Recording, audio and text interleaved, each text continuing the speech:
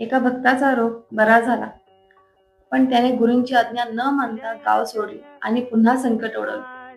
पंचांगात ग्रहण दिसणार नाही असे सांगितले होते, पण टेंबे स्वामी महाराजांनी आधीच त्याची सूचना दिली होती. असे अनेक अद्भुत प्रसंग माणगावच्या भूमीत घडले.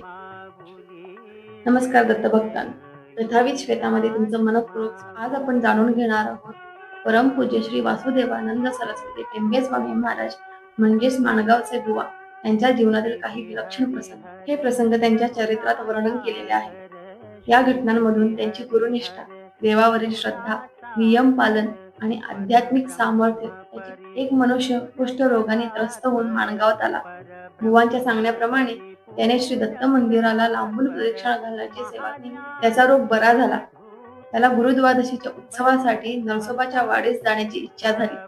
त्याने बुवांकडे परवानगी मागितली, पण बुवा म्हणाले, तुला इथून जाण्याबद्दल अद्याप देवांची आज्ञा झालेली नाही, त्यामुळे तुला हे गाव सोडता येणार नाही. परंतु तो मनुष्य आपल्या इच्छेवर ठाम राहिला. त्या रात्री त्याच्या अंगावर उंदराने कुरतडल्याने मोठी पीडा झाली. दुसऱ्या दिवशी बुवाने तीर्थ शिंपडून त्याला त्या त्रासातून मुक्त केले. काही दिवसांनी मात्र तो बुवांना न विचारता नरसोबाच्या वाडीकडे निघून गेला. वाडीच्या हद्दीत पाऊल ठेवताच त्याचा रोग पुन्हा पूर्ववत झाला. चरित्रानुसार तेथील पुजाऱ्यांना त्याला वाडीतून बाहेर पाठवण्याचा दृष्टांत झाला. शेवटी तो परत माणगावात आला, पण बुवानेही देवाच्या आज्ञेप्रमाणे त्याला तेथे थारा दिला नाही. या प्रसंगातून बुवांच्या जीवनातील एक महत्वाची शिकवण दिसते. गुरूंची आज्ञा आणि ईश्वराची इच्छा यांच्या विरुद्ध स्वतःच्या हट्टाने वागू नये. त्याचबरोबर प्रसंग दुसरा म्हणजे पंचांगात नसलेले ग्रहण. एकदा ग्रस्तोदित चंद्रग्रहण होते. त्या दिवशी ग्रहण दिसणार नव्हते असे पंचांगात नमूद असल्यामुळे गावातील मंडळी अगदी निश्चिंत होती. बुवा नेहमीप्रमाणे सकाळचे अनुष्ठान करून भिक्षेसाठी निघणार होते. तेवढ्यात देवांकडून त्यांना सांगणे झाले, आज ग्रहण दिसणार आहे, सबब आज भिक्षा आणि नैवेद्य नाही. बुवाने ही गोष्ट सर्वांना सांगितली. काही प्रतिष्ठित मंडळींनी मात्र त्याचा उपवास केला. पण संध्याकाळ झाली आणि खरोखरच आकाशात ग्रहण दिसू लागले. तेव्हा बुवांच्या शब्दाची प्रचिती सर्वांना आली. प्रसंग तिसरा म्हणजे बावडेकरांच्या मुलीचा प्रसंग. सावंतवाडीचे कारभारी बावडेकर हे सुरुवातीला पिशाच्य किंवा अशा गोष्टींवर विश्वास ठेवत नसत. लग्न झाल्यानंतर ती अचानक बेशुद्ध पडू लागली आणि विचित्र वर्तन करू लागली. तिला माणगावात आणण्यात आले. बुवाने तिला अंगार देऊन तो जपून ठेवण्यास सांगितले आणि दत्त जयंतीच्या वेळी पुन्हा येण्यास सांगितले. पण सांगितलेल्या वेळी तिला माणगावात आणले गेले नाही, त्यामुळे तिची अवस्था पुन्हा बिघडली. शेवटी बावडेकर स्वतः मुलीला घेऊन बुवांच्याकडे आले. बुवाने त्यांना विचारले, तुमचा पिशाच्यावर विश्वास नसताना तुम्ही इकडे काय येता? त्यानंतर योग्य तो उपाय करण्यास सांगण्यात आला.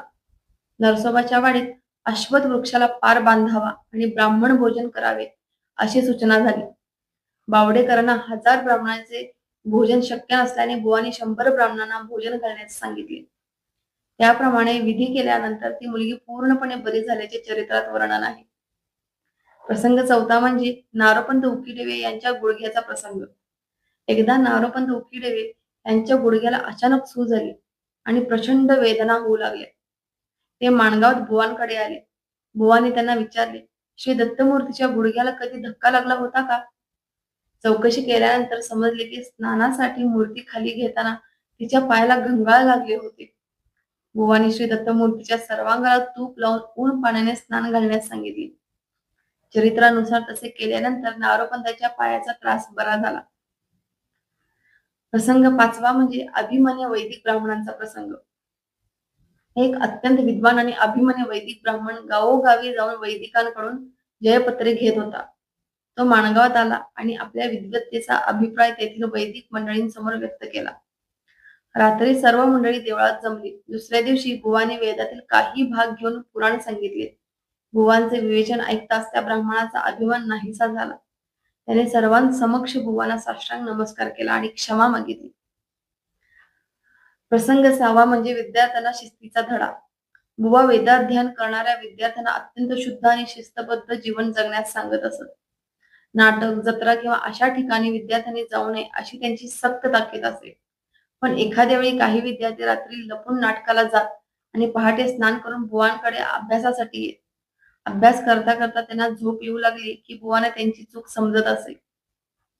मग शिक्षा म्हणून प्रत्येक विद्यार्थ्याकडून 1000 गायत्री मंत्राचा जप करून घेतला जाईल. कारण बुवांसाठी शिक्षण म्हणजे केवळ ज्ञान नव्हते, तर शुद्ध आचरण, शिस्त आणि साधना यांचाही तो जणू या सर्व प्रसंगातून आपल्याला एक गोष्ट वारंवार जाणवते. बुवांसाठी देवाची आज्ञा सर्वोच्च होती. त्यांच्या जीवनात भक्ती होती, पण त्याचसोबत कठोर शिस्त होती, ज्ञान होते, पण आणि त्यासोबत नम्रताही होती. आध्यात्मिक सामर्थ्य होते, पण त्याचा अभिमान नव्हता. अशा या परमपूज्य श्री वासुदेवाच्या चरणी कोटी कोटी प्रणाम. श्री गुरुदेव दत्त. जर तुम्हाला ही कथा आवडली असेल तर व्हिडिओला लाईक करा, शेअर करा आणि कथाविद श्वेता चॅनलला सबस्क्राईब करा आणि ही कथा दत्त भक्तांपर्यंत नक्की पोहोचवा. श्री गुरुदेव दत्त.